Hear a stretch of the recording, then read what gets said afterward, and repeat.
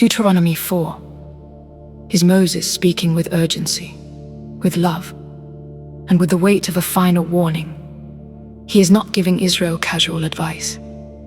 He is pressing the truth into their hearts before they enter the land God promised them. Moses calls the people to listen carefully and obey the commandments of the Lord, not to add to them, not to subtract from them, not to soften them. God's word is not something to be edited to fit human comfort. It is life, it is wisdom. It is the path of blessing Israel's survival in the land would not depend on military strength or political power, but on faithful obedience to the voice of God. Then Moses reminds them of something powerful. They have seen God act. They stood before him at Horeb. They heard his voice from the fire. They saw no form, no idol, no image that could contain him. That was intentional. God would not allow himself to be reduced to a carved object or a man-made symbol. He is the living God, holy and beyond comparison. This is why idolatry is so dangerous. It does not just replace God with a false thing. It shrinks the truth about who he is. If they made images of the sun, moon, stars, animals, or anything in creation, they would be worshipping the created instead of the Creator. Moses warns them again and again. Do not corrupt yourselves. Do not bow down to what God has made. Worship the Lord alone. There is also a sobering truth in this chapter. When people forget God, they drift. When they neglect his covenant, they lose their footing. Moses is prophetically warning Israel that disobedience will not stay hidden forever. It will bring judgment. They will not remain in the land if they turn from the Lord and serve other gods. But even in this warning, there is mercy. God is telling them ahead of time because he wants them to turn back before it is too late. And then comes one of the most beautiful calls in the chapter. Remember. Remember the day you stood before God.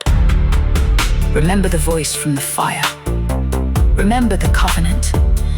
Remember the Lord who brought you out of Egypt. Moses is teaching them that faith needs memory. Forgetfulness is spiritual danger. The human heart drifts when it stops rehearsing the works of God. That is why testimony matters. That is why preaching matters. That is why families must tell the next generation what God has done.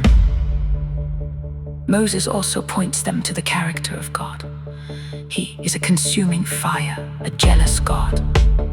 Not in the sense of petty insecurity, but in holy covenant love.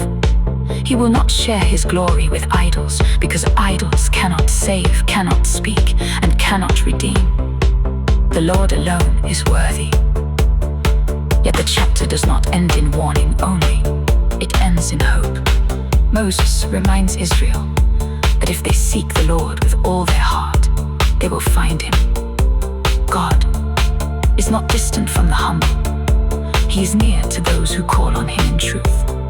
Even after failure, even after exile, even after judgment, the door of mercy remains open to the repentant heart. Deuteronomy 4 is a call to reverence, obedience, memory, and loyalty. It tells us that the God who spoke from the fire is still worthy of our full attention.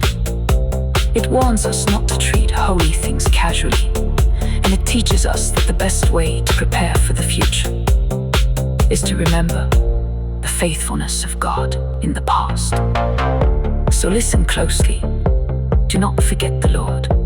Do not trade his glory for anything less. Hold tightly to his word. Teach it to the next generation and walk in his ways. Because the God who brought them out of Egypt is the same God who still leads his people today.